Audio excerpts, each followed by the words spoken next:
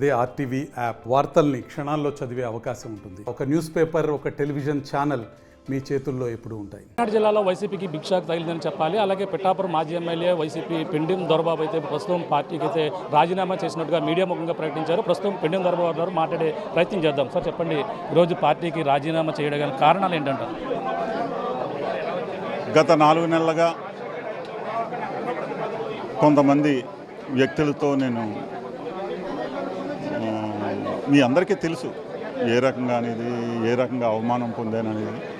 ఇవన్నీ దృష్టిలో పెట్టుకుని నేను ఇక్కడ ప్రజానీకాన్ని, పిఠాపురం ప్రజానీకాన్ని యొక్క సమస్యలు తీర్చే విధంగా, ఈ నియోజకవర్గ అభివృద్ధికి తోడ్పడే విధంగా ఎవరైతే పనిచేస్తారో వారందరినీ కూడా మా సర్పంచులు కానీ, ఎంపీటీసీలు కానీ, కౌన్సిలర్లు కానీ అందరూ కూడా ఒక మంచి ఆలోచనతోటి నాతో కలిసి ప్రయాణం చేయడానికి అందరూ కూడా మాకు ఒక దారి చూపించండి అని చెప్పడం జరిగింది. వారందరూ అభిష్టం మేరకు వారందరూ కూడా రిజైన్ చేస్తానన్నా, ఇంకా కాదు నేను రిజైన్ చేసిన తర్వాత మీ అందరి అభిష్టం మేరకు ఒక పార్టీని మనం వెళ్దామని చెప్పడం జరిగింది. వారందరికీ కూడా నేను అండగా ఉంటాను. నేను రాజకీయంగా ఏదో అక్కడ ఇన్ఛార్జ్ చేస్తారనో రకరకాల ప్రచారాలు జరుగుతున్నాయి. అవన్నీ వాస్తవం కాదు. నేను రాజకీయంగా రేపొద్దు మళ్ళీ పోటీ చేయాలనో సంకల్పం ఉన్న ఆలోచనతో నేను భగవంతుడి దయ వల్ల ఈ పిఠాపురం నియోజకవర్గ ప్రజానీకం నాకు 2 పర్యాయాలు శాసనసభ్యుడిగా అవకాశం ఇచ్చినటువంటి ప్రజలకి రుణం తీర్చుకునే విధంగా వారి యొక్క సమస్యలకి నేను అండగా ఉంటానని చెప్పేసి మా నాయకులకు అండగా ఉండడానికి నిర్ణయం తీసుకుని ఈ రోజున రిజైన్ చేయడం జరిగింది. గతంలో ఎన్నికల సమయంలో కూడా జనసేన నుంచి కూడా ఆఫర్ వచ్చింది, కాకినాడ రూరల్లో పోటీ చేయాలంటూ జనసేన నుంచి వచ్చినట్టుగా ప్రచారం కూడా జరిగింది. కానీ అప్పుడు ఇక పిఠాపురంలో గీతకి ఇక్కడ ఉన్నటువంటి ఇన్ఛార్జ్ కూడా సపోర్ట్ చేసినటువంటి పరిస్థితి ఉంది. ఇప్పుడు ఇద్దరికి మధ్య కూడా సఖ్యత కుదరలేక వెళ్తున్నారంటారా? అవన్నీ మీ అందరికీ తెలుసు. సఖ్యత ఏ రకంగా అది ఇప్పుడు రాజకీయాల్లో ప్రజలకి మనం ఏం చేశాం? నేను శాసనసభ్యుడిగా 2 పర్యాయాలు చేశాను. 2 పర్యాయాల్లో అభివృద్ధి, అంతకుముందు చేసిన శాసనసభ్యులు అభివృద్ధి, అదే మీరు అంటున్నారు గీత గారు చేసిన టైంలో ఏ రకంగా మనం ఇక్కడ అభివృద్ధి చేయగలిగాం చేశారు వాళ్ళు. నేను చెప్తే తెలిసిపోతుంది. ఇప్పుడు నేను ఉండగా 2004 ఎమ్మెల్యే, నేను బీజేపీ శాసనసభ్యుడిని అయినా కూడా ఈ నియోజకవర్గంలో అన్ని రోడ్లని కూడా, ప్రధానమైన రోడ్లన్నీ కూడా ఆ రోజున చేయడం జరిగింది. మరలా తెలుగుదేశం గవర్నమెంట్లో వర్మ చేశారు, గీత గారు చేశారు. వాళ్ళు ఎవరో ఏమీ ఒక రోడ్డు కూడా చేసిన దాఖలాలు మీ అందరికీ తెలుసు కదా. ఎక్కడైనా సరిగ్గా వాళ్ళ మార్కు నేను ఈ పని చేశానని చెప్పమనండి. ఎన్ఆర్ఏఎస్ గ్రాంట్తో తెలుగుదేశం పార్టీ పంచాయతీ నిధులు హరించి ఇంటర్నల్ రోడ్లు వేశారు, అంతే కదా వాళ్ళు చేసింది. నేను నియోజకవర్గంలో ఉన్న ప్రధానమైన రోడ్లు దాదాపు 50 కోట్ల పైగా రోడ్లు ఆ రోజు నేను పూర్తి చేసినటువంటి ఘనత.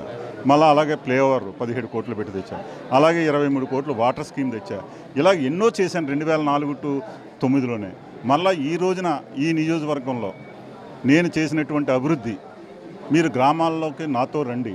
ప్రతి ఇంటికి కుళాయి ఇచ్చాం, ప్రతి ఊళ్ళోని కోట్లాది రూపాయలు పెట్టి ట్యాంకులు కట్టాం, ప్రతి చోట కూడా ఒక హెల్త్ సెంటర్, ఒక రైతు భరోసా కేంద్రం, ఒక సచివాలయం, ఇలాగ అభివృద్ధి కార్యక్రమాలు ఎన్నో చేశాం.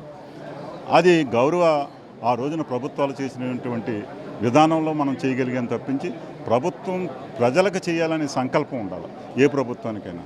అది ప్రజల్లో వాళ్ళు ఆదరిస్తారా లేదా అనేది అది ప్రజల అభిష్టం మేరకు జరుగుతుంది. ఈ రోజున పవన్ కళ్యాణ్ గారిని, చంద్రబాబు నాయుడు గారిని ఆశీర్వదించారు, ఆ రోజున జగన్ గారిని ఆశీర్వదించారు. ప్రజలు ఆలోచన మేరకే ప్రభుత్వాలు ఏర్పడతాయి. మేము శాసనసభ్యులైనా ఎవరైనా కానీ ఈ రోజున నేను శాసనసభ్యుడిగా 2 పర్యాయాలను కూడా త్రికరణ శుద్ధిగా ఈ పిఠాపురం నియోజకవర్గ అభివృద్ధి కోసం మా నాయకుల కనుసన్నల్లో వారందరికీ కూడా అభిష్టం మేరకు నేను ప్రయాణం చేయడం జరిగిందని చెప్పి తెలియజేస్తాను. ప్రస్తుతం జగన్ గారితో ఉన్న ఆయనతో పరిచయం ఇప్పటి నుంచో ఉన్నది మీకు జనరల్గా చూసుకుంటే, అంటే ఆయన మీద ఇది లేక మీరు బయటకు వచ్చేస్తున్నారు, లేదంటే కార్యకర్తల కోసం వస్తున్నారా, లేకపోతే ఆయన దగ్గర ఉన్న క్వార్టర్ కోసం మీరు బయటకు వచ్చేయడం జరుగుతుందండి? జగన్మోహన్ రెడ్డి గారు మీద నేను 2 పర్యాలు నాకు టికెట్ ఇచ్చారు. ఎప్పుడు కూడా ఆయన నాతో తప్పుగా మాట్లాడలేదు, గౌరవం ఇచ్చే చేశారు. కానీ కొంతమంది క్వార్టర్ వలన నేను ఇబ్బంది పడ్డాను. అది ఆ ఇబ్బంది గత 4-5 నెలలుగా నేను అనుభవించాను. ఆ అనుభవంలో భాగంగా ఆ రోజునే నేను మారదారనుకున్నాను. కానీ ఆ వేళ టికెట్ ఇవ్వలేదని మారారు అంటారు, ఎందుకు ఆ అభాండం మనకెందుకని చెప్పేసి నేను ఇప్పుడు నిర్ణయం తీసుకున్నాను.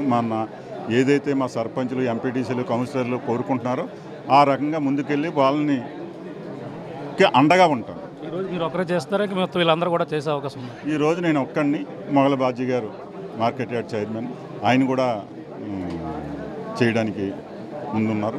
అందరం కూడా మొత్తం టోటల్ అందరూ కూడా వాస్తవానికి వేళ మేము రిజైన్ చేయాలని అనుకున్నాము. కానీ ఈ వేళ నేనే పెట్టుకున్నాను. తర్వాత అందరూ కలిపి చేయడానికని నేనైతే బాజీ నేను కూడా ఈవేళ చేస్తానంటే సరే. ఏ పార్టీలోకి వెళ్తున్నారు? ఎక్కువగా జనసేన వైపే మీ యొక్క మొగ్గు చూపిస్తున్నారని చెప్పేసి అంటున్నారు, ఎలా చూడాలంటే? 3 పార్టీల నుంచి ఆహ్వానం ఉంది. అది ఏ రకంగా అనేది నేను కూటమిలోకి మట్టుకు వెళ్ళడం ఖాయం. అది మీ అందరికీ తెలుసు. ఇక్కడ ప్రజల అభిష్టం ఏంటో మీ అందరికీ తెలుసు. మీడియా సోదరులకు తెలియదే ఉంటుంది. కూటమి ప్రభుత్వం అంటే నియోజకవర్గంలో ఏం కోరుకుని మీరు వెళ్ళడం జరుగుతున్నారు? ఒకవేళ కూటమి పార్టీలోకి వెళ్తే మనం ఈ నియోజకవర్గ అభివృద్ధి, ప్రజల కష్టాలు ఏమన్నా ఉంటే తీర్చే విధంగా వారికి అండగా ఉండడానికి నేను వెళ్తాను. అంటే జనసేనలో పక్కాగా అనుకోవచ్చు అంటే మీ అల్లుడితో పరిచయంతో ఆ జనసేనలోకి వెళ్తానని కూడా ప్రచారం కూడా ఉంది. అన్ని రకాల ఆహ్వానాలు ఉన్నాయి. ఇంక అందులో జగమెరిగిన సత్యం. కానీ మా వాళ్ళందరితో కూర్చుని ఫైనల్గా మీరు అనుకున్నది జరుగుతుంది. క్లారిటీ వచ్చే అవకాశం ఉంది. 4-5 రోజులు కావచ్చు, వారం కావచ్చు, అంతే.